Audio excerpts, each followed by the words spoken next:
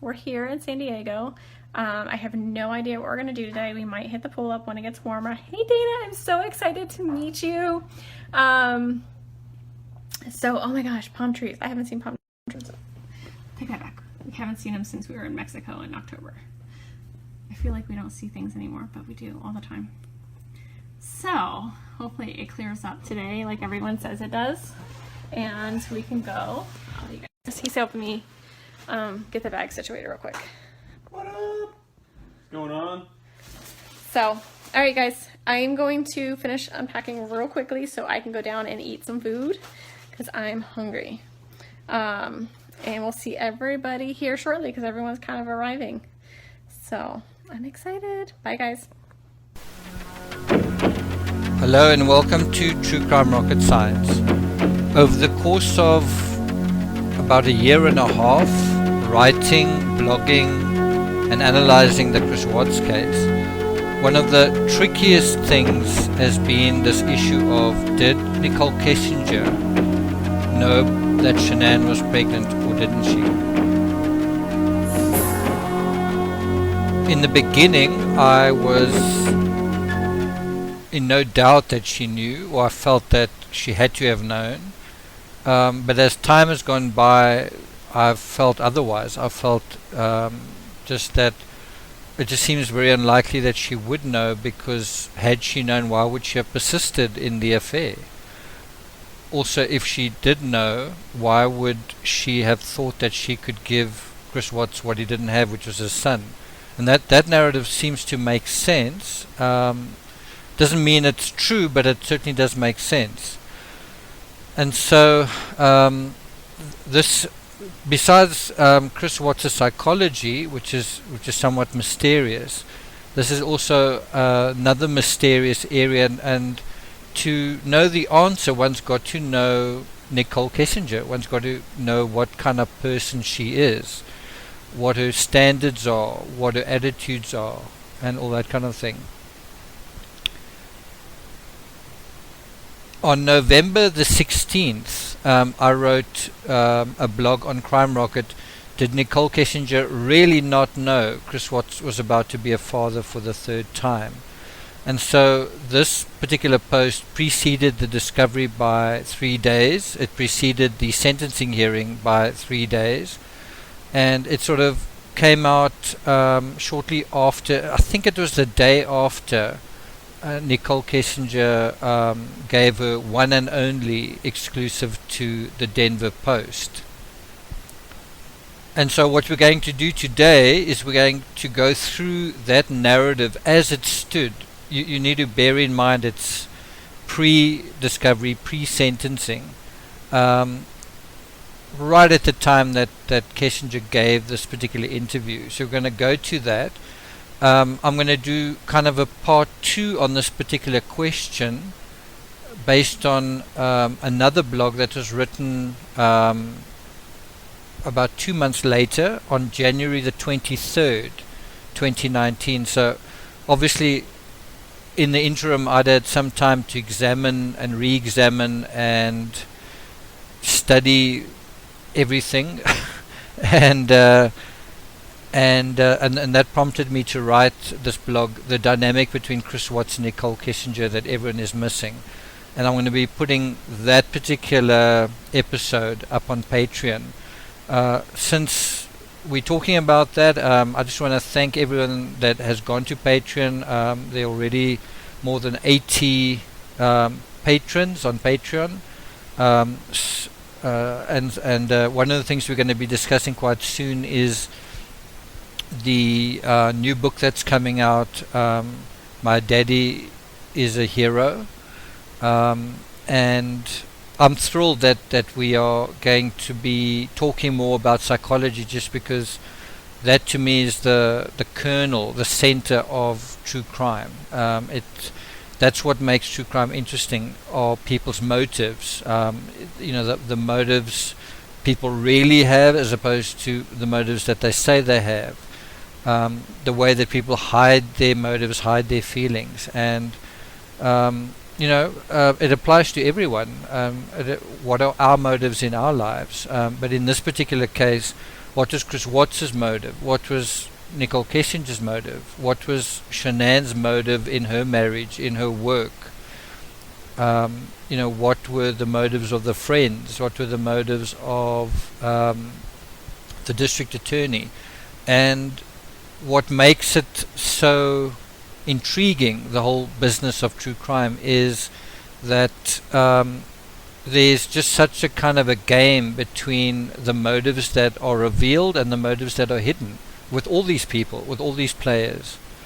And you kind of get a sense of that when you see Chris Watts being interrogated, and you see obviously the law enforcement want to get to the truth, but they go about it by also using a little bit of trickery and underhand tactics, manipulation and so on, and that's the world that we live in, and we kind of need to understand that's a reality and not be naive to that. And I guess what it also suggests is, if you want to not be a victim in life, you also need to be able to manipulate your reality. Doesn't it mean that? Manipulate meaning influence it, exert pressure, exert one's presence, or exert one's will on an uncaring world. If you haven't subscribed to True Crime Rocket Science yet, please do. Please like, share, leave a comment, and let's get started. All it would have taken was for Nichol Kessinger to do one single simple Facebook search for Chris Watts' wife, and all would be revealed. The pregnancy videos posted in mid-June, the ongoing declarations of love for her husband, the photos of the couple embracing in San Diego in late May. Shan'ann's Facebook was and still is set to public, so Kessinger, had she been curious about her new boyfriend's family circumstances, only had to look. So, didn't she? What Kessinger said to the Denver Post was, "When I read the news, I found out he was still married and his wife was 15 weeks pregnant." Now, one thing I've noticed in true crime is you tend to be forced to gravitate to one pole or the other. It's either this or that. And what I've found just through my experience is that it's seldom, even though you are drawn into choosing either this or that, is it guilty or not guilty? Did someone know or didn't they? Are they telling a lie or not? What I've found is that as much as one is sucked into that kind of anal psychology in terms of analysis, it's often not either black or white. It's often a gray area.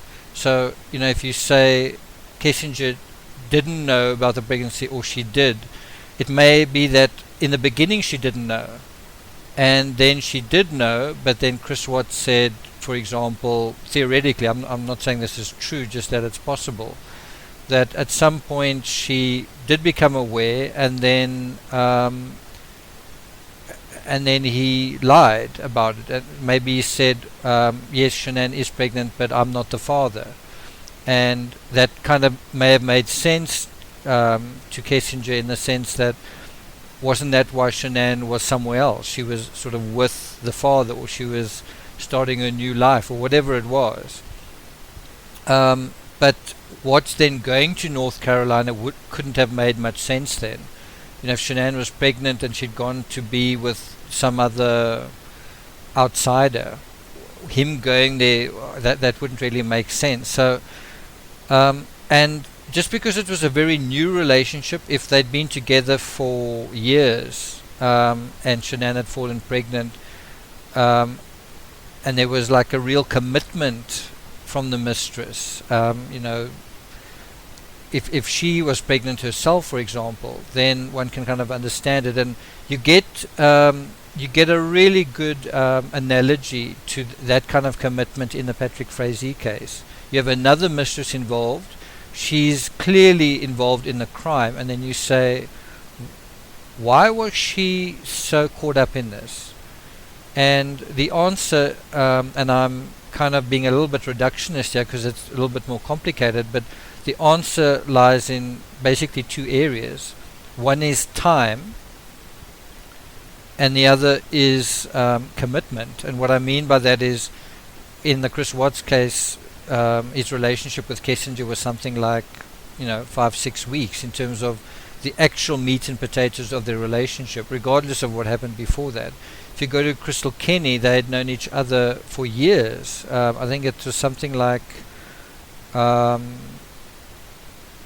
think they met in 2006 or 2007. So they were having an on-off affair for around about 12 years. That's a really, really long time to know someone. And not only that, Crystal Kenny had fallen pregnant with Frazie's child, and she'd gotten divorced because he'd asked her to. So that's a heck of a lot of commitment in terms of her life, right? She'd made serious life decisions based on her affiliations, affections, and her love and commitment to this guy. Kessinger hadn't really done anything except go on a camping trip, and that gives you an idea of her commitment with him, right? So even so, it just seems so hard to believe that Kessinger just wouldn't know that Shan'ann was pregnant. And to understand that aspect, I think one needs to know about her social media use, about her personality, and also just about her attitude to things like that. I'm not going to really go into that much further. I'm already straying a little bit from the theme, but if you go to May 16th, Shan'ann put up a post, "Today I celebrate you, Chris. You are the absolute best thing that's ever happened to me." But this was May 16th. This preceded the affair. And it's Shanann's word, it's not his words. If Chris Watts was saying that on his Facebook, if he was saying, "I celebrate you, Shan'ann, you the best thing that's ever happened to me," then it would be quite different. So Kessinger also had to factor in the whole Thrive spiel crap that she's looking at Shanann's Facebook, but how much of it is actually authentic. And so Kessinger may have kidded herself that it was or that it wasn't, or she may have convinced herself that it wasn't, and maybe it wasn't. On May the 16th, Shan'ann posted another collage of sort of happy family things, saying, "The girls want to wish you a happy birthday. They have the best daddy in the world, and you do so much every day for all of us." That seems genuine, doesn't it? It seems like he does do a lot for them, and you see so many images of him holding the children, sitting beside them, feeding them. Some of them are posed photos for one of them is for Strive magazine, another one or like sort of another is a posed photo shoot, but a couple of them are sort of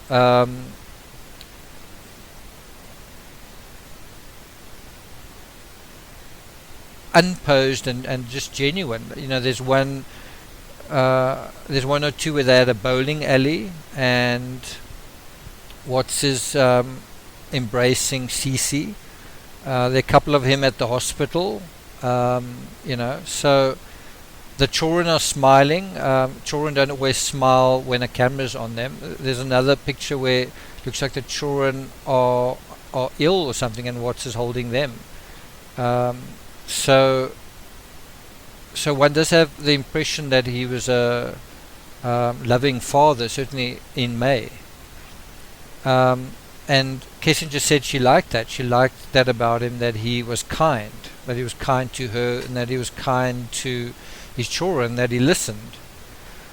On June the 17th, so a month after that sort of glowing endorsement of Chris Watts, was this famous picture, "I'm a proud dad." And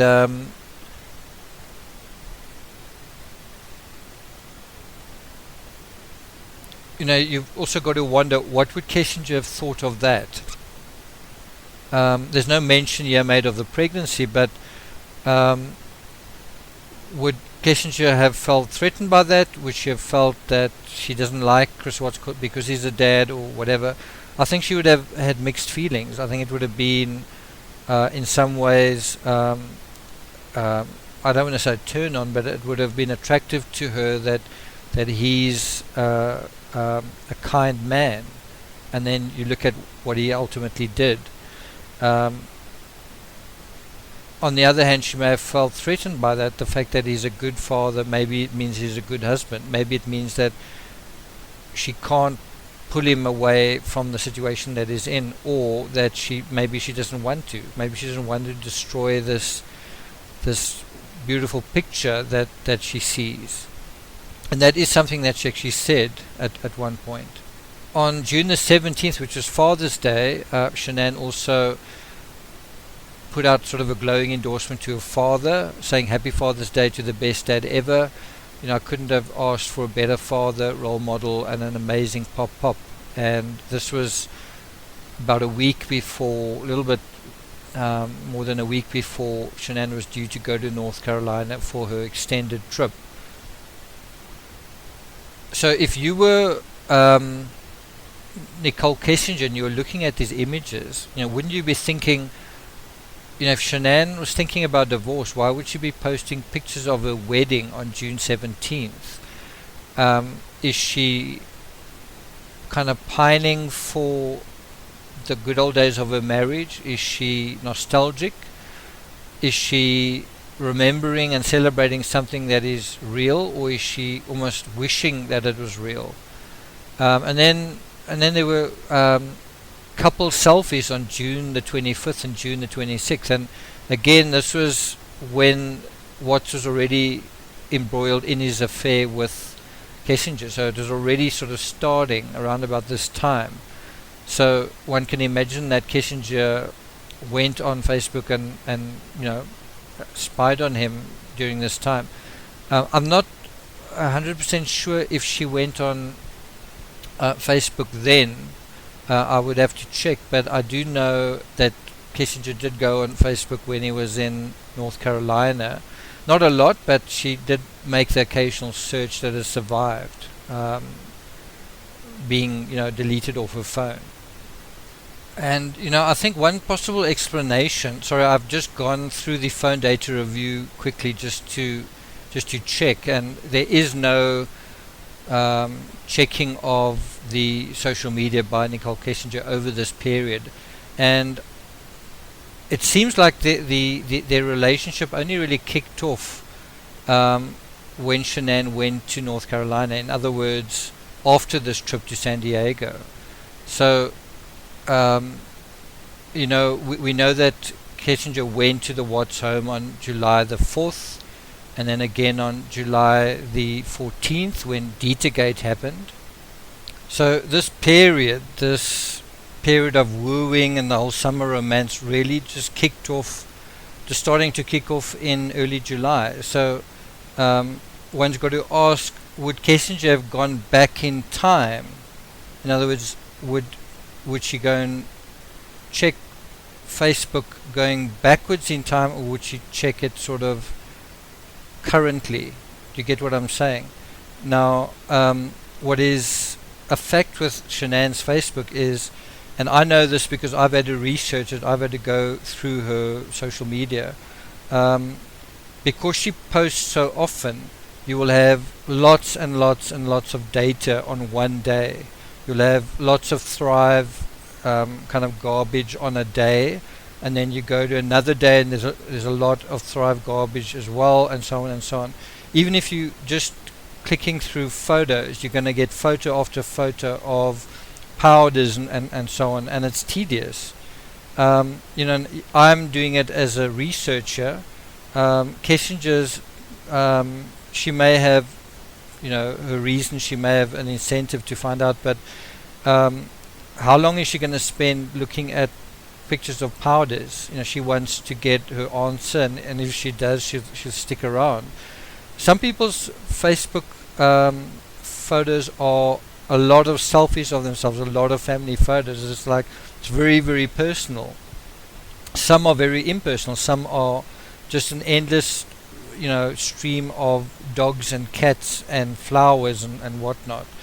So that is going to affect whether one sees it as some kind of, whether there's any good information. And the impression I kind of got from Kessinger was she would go to Shan'ann's Facebook to see what was happening on that day. Had she posted something on that day? And that seemed to be mostly all she was interested in. I could be wrong. Maybe she did, spend a lot of time on it, but my impression is that she didn't. And so the fact that these couple photos of Shan'ann and Chris in San Diego basically predated the affair just sort of shows you after this point you're not going to see photos like that. You're not going to see photos of hugging and kissing, which is why when Watts is on the beach in Myrtle Beach, it feels standoffish. It feels like something's missing. And I think Shan'ann posted that video onto Facebook, and you can imagine if Kessinger saw it, she'd see a guy playing with his children. She wouldn't see any interaction with his wife, and she might be reassured by that. There's also a video posted by Shan'ann when they're in San Diego, and this is a video Chris Watts probably didn't want to appear in. Shan'ann took it in the couple's hotel room, and so this is immediately going to kind of sketch a image of, or a scene of a couple, well, not a couple, two married people in a hotel in San Diego, and what's going to happen in that hotel room. A mistress would naturally be thinking about that. And so if you go to the blog and you watch that video, or you can try and find it on Shan'ann's Facebook, you catch a glimpse of Chris Watts, and he's unpacking his suitcase, but it cuts off just a few seconds after showing Chris Watts, and it does make one wonder. On the other hand, could Shan'ann have been aware that even then that maybe someone was watching? Maybe she had a suspicion that maybe he was having an affair, or that there was someone else, and so now she's going to show that other person that she's on holiday with her husband and they're in the hotel room together. I think that's taking a little bit too far though. I think Shan'ann just shot so many videos, and she would invariably include Chris as a sort of afterthought at the end. So I think it's a bit of it's straying into that whole conspiracy area to say that Shan'ann deliberately did it to sort of push away somebody that she knew of. I don't think she did know then. It's also interesting just seeing Chris Watts unpacking the bag. It doesn't look like it's the same bag as the one Shan'ann used. This one seems to have like a pinkish lining, whereas the one that she used, I think, had a black, sort of a silky black lining. But let's get back to Kessinger. What's useful about Kessinger's statement is the timeline it provides. It's vague, but thanks to Shan'ann's still publicly accessible profile, vague is fine, because we have time and date stamped images to cross-reference from. So let's do that. According to the Denver Post expose, Chris Watts and Nichol Kessinger met one day in the middle of June. So basically, according to Kessinger, they met around about a week before this trip to San Diego. So you could argue that they barely knew each other when Chris Watts went away. Strictly speaking, that's not true. That I don't think Chris Watts and Nichol Kessinger met one day in the middle of June, because they were work colleagues. So wouldn't they have encountered one another anyway? Like weeks earlier. So you've got to ask what is meant by met. Did they talk to each other in the passageway? Did they? So what I'm trying to get at is they may have known about each other and seen each other for quite a long time before that. And that's not sort of addressed in the article. When was the first time you saw Chris Watts? When did you start working together? Something like that. That's not sort of addressed. And again, that's where you've got to go between the black and white to the grey area. But let's assume that is when they formally or informally engaged with one another for the first time, say in the middle of June. And the email between them does seem to sort of confirm that the middle of June was when something sort of started ticking up between them. Just to be explicit, those emails were dated June 12th. So when one says the middle of the month, well, June 12th is pretty much in that ballpark. Shan'ann posted 2 separate pregnancy reveal videos on June 11th, so the day before, and also changed her profile picture to one of herself wearing the "Oops, we did it again" shirt around about that time. Watts and Kessinger, meanwhile, as I say, met for the first time outside of work in late June. So if they met at work, they had some kind of encounter at work. The first time that they sort of seemed to take the relationship to the next level, as it were, outside of work, happened in late June. So late June was either just before the San Diego trip or directly after. Directly after the San Diego trip is also when Shan'ann flew to North Carolina. That happened on June the 26th. She told her Facebook flock where she was going. So if Nichol Kessinger had been curious, she'd be able to keep track of Shan'ann's blow-by-blow accounts of her movements and be sure the coast was clear, assuming she did check. So can you imagine just this from Kessinger's perspective? She may have been aware that Watts was married, and I think she was, and she wants to know, are they happily married? And when she sort of, if she goes and looks at Shan'ann's Facebook, what she's going to see is that Shan'ann's not even in the same state. She's somewhere else.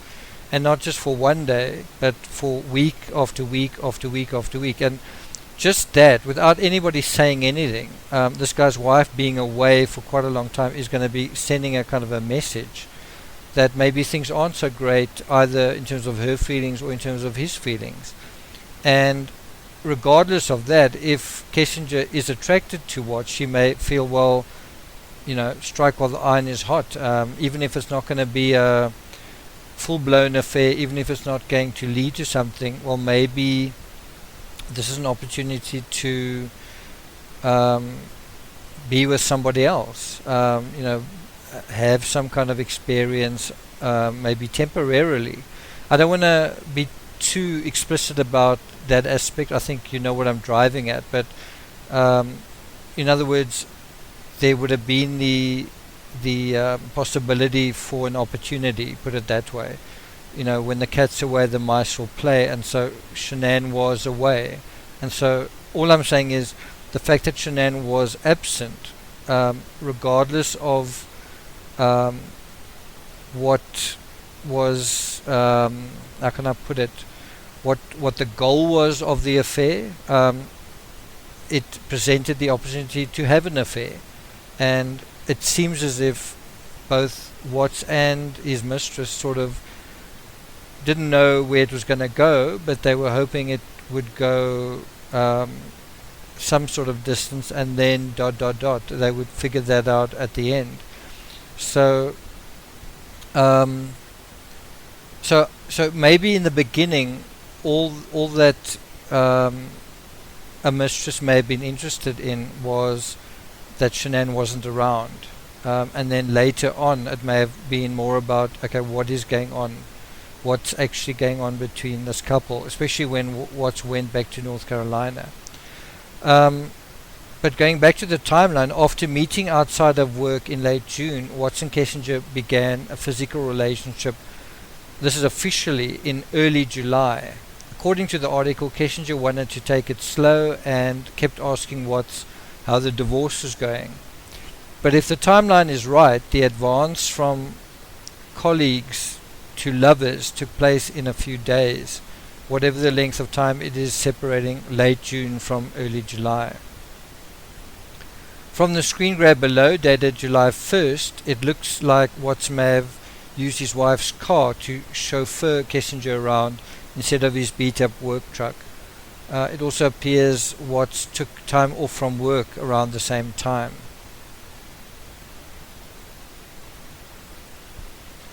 According to Kessinger's exclusive with the Post, Watts told her that he had 2 daughters, and after Kessinger asked, Watts said he was separated and at the end of divorce proceedings, and she said, I believed him. Now, although the relationship appeared to kick off close to the time Shan'ann was away, if Watts had told her he had kids, didn't Kessinger wonder about the longer-term living arrangements? Didn't she wonder where Shan'ann was day to day, week by week? According to the Post, they began a physical relationship in early July and saw each other 4 to 5 times a week, Kessinger said. She told him she wanted to take it slow. Since Shan'ann was gone for several weeks at a time, didn't Kessinger wonder what was going on with the kids? This disappearance, not only of his wife, but the children too, probably set in motion a psychology of dread for Watts. As soon as Shan'ann and the kids came home, his game would be up.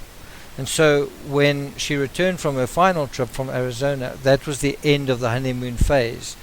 He waited until the very last moment to do what he'd probably been imagining in the back of his mind for weeks, to keep his wife and family missing.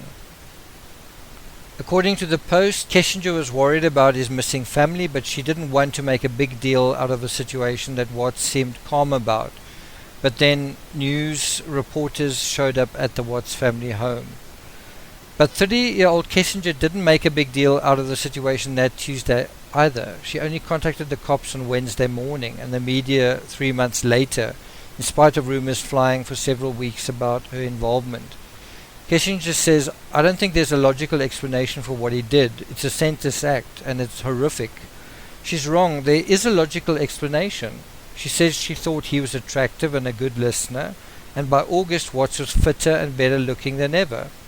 But had he really lost all that weight coincidentally and then met Kessinger, or had she been on his heart, on his mind for a lot longer?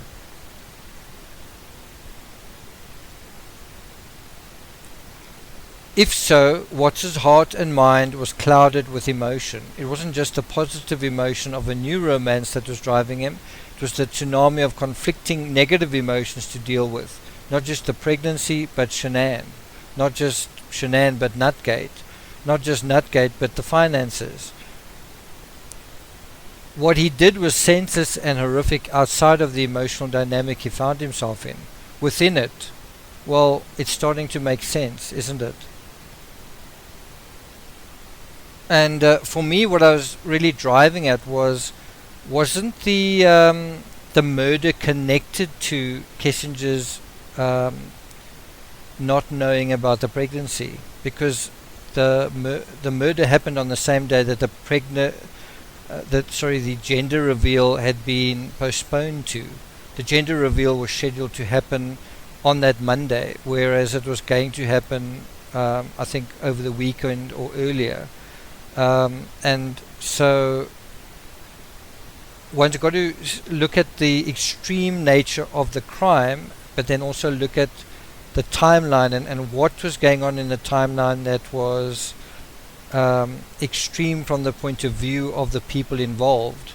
And think about the pregnancy, what that would say. It would say that it was Watts' child. It would say that he was happily married. It would say that Shan'ann was happily married, that she intended having this child, having his child, and that they were happy. I mean, that was going to be all over social media. And so, because Shan'ann was so much on social media, Watts needed, or felt he needed, to shut that down because it would destroy his relationship with Kessinger. It does make one wonder, couldn't Watts just have, the whole thing, if the whole thing was about social media, instead of even getting a divorce, instead of committing this crime, couldn't he have just made sure that Shan'ann wouldn't put it up on social media? And it just seems like he felt like that he couldn't have that argument, and that if he did, he wouldn't succeed. And if he did, if he said, please don't put this on social media ever, Shan'ann would then know something is seriously and definitely up, and then it would kind of be World War III, wouldn't it?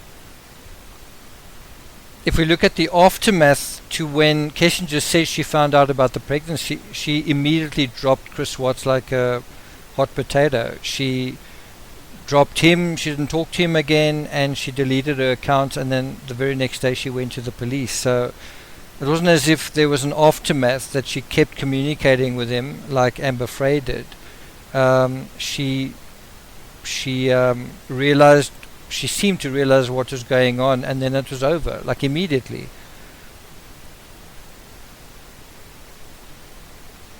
And I think what people don't recognize is, if this is true, if Watts had misled her about the pregnancy, it means that she would have felt very betrayed. If the murders were embarrassing and awkward and horrible, and something that has now stigmatized her entire life, just in terms of the relationship itself, she was in a what she thought was a loving relationship with someone that she liked, and that seemed kind to her and seemed sincere. Meanwhile, actually he'd been lying to her, and actually it was far, far worse. It went from lying to murdering someone else, and then lying about that. I mean, who's going to want to be in a relationship with a murderer, let alone someone who's just gotten someone else pregnant?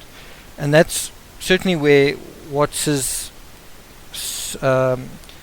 social game was very, very weak. To think that would Kessinger not figure out that this guy had done something horrible at the end of the day, and she figured it out very quickly. And the fact that Watts imagined that he could pull this off is very hard to understand. But you see how the mechanism of Kessinger not knowing about the pregnancy almost puts that urgency into the criminal psychology. That's certainly the way I see it.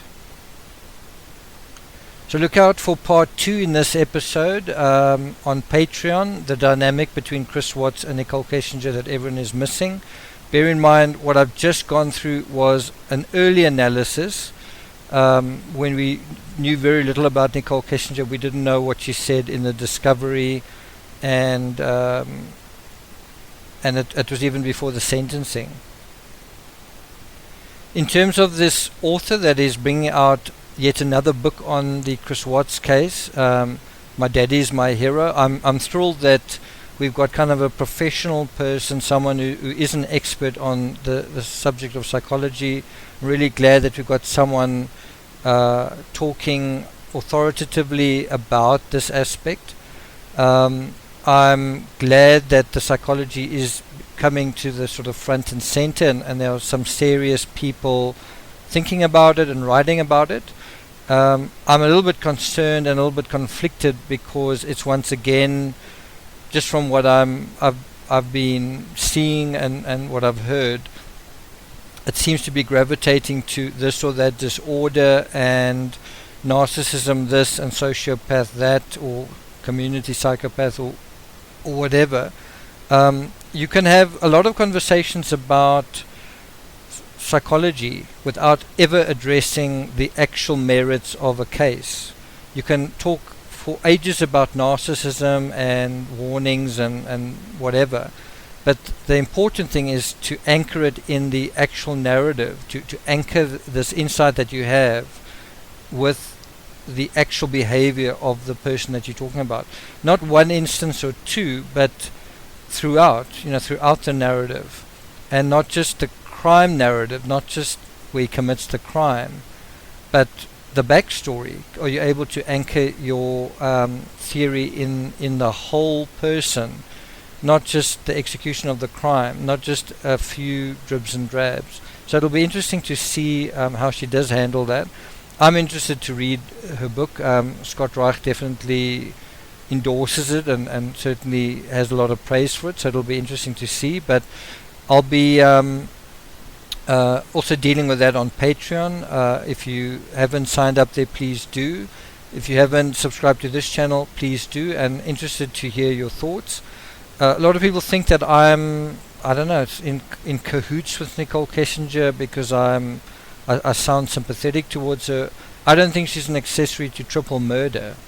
I don't think she was completely honest during her interrogation either.